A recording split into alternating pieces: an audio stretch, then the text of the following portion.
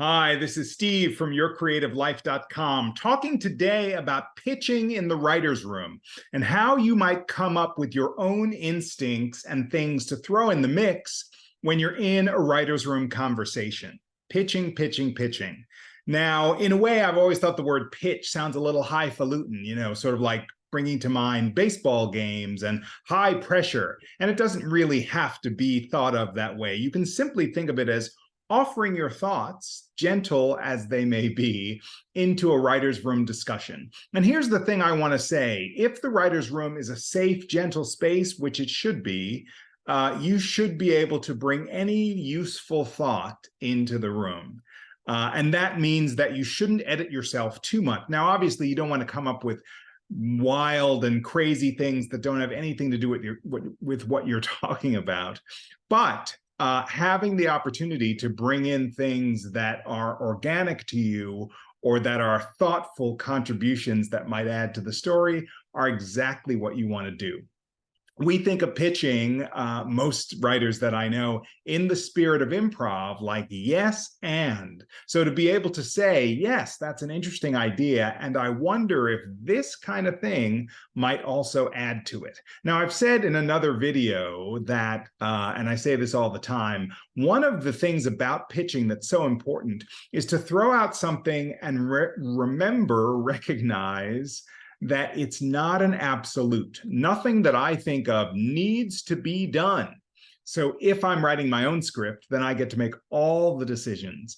But in a writer's room where other people are collaborating and throwing thoughts around, the best thing you can do is offer language that is suggested language. So to say, there's a version where this might happen, or I wonder if this could work with our story, or here's an option that we might try, and recognize how none of those sounds like we must do this. If we don't do this, the story doesn't work, right? You don't want to come across in that way.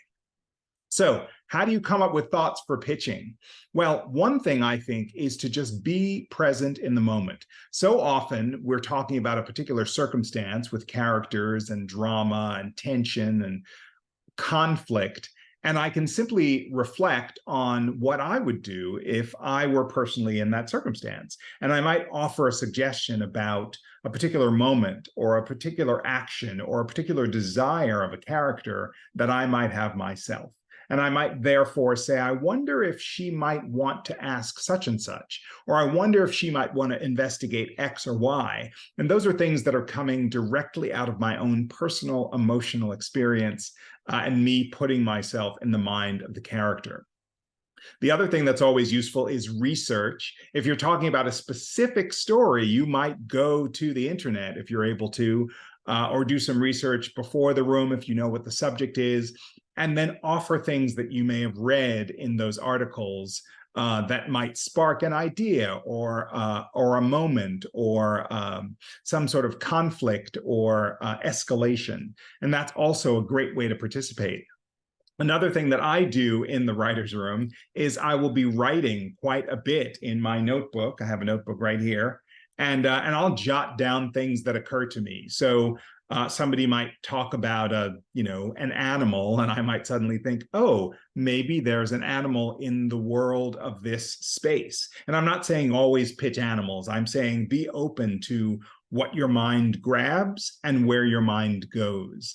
We were talking about something in the writer's room that I'm in today, and it was about an escape from somewhere. And I thought, oh, it would be very interesting if one of the obstacles to escaping might be dogs. Maybe there are attack dogs in this property.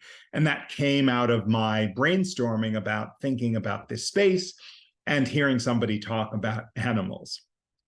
So those are some of the things you can do. Plug yourself into the circumstance as the character, do some research on the internet, find those stories, do some writing, and free associate around what you might contribute or bring forward. And just know that there are no bad ideas. In fact, I think I also said in a previous video, I once spoke to somebody who suggested that in order to get to the good ideas, if you think of the good ideas as the top of a mountain, you need to build it on a sea of bad ideas so that you get up to the top, to the good ones. So just know that you're contributing, know that it's not a competition, and also know that unless you're the showrunner, you don't get to decide what the best idea is. You just get to throw things out and see what gets chosen. I hope that's helpful to you both now on your own writing process or in a writer's room if you're in one.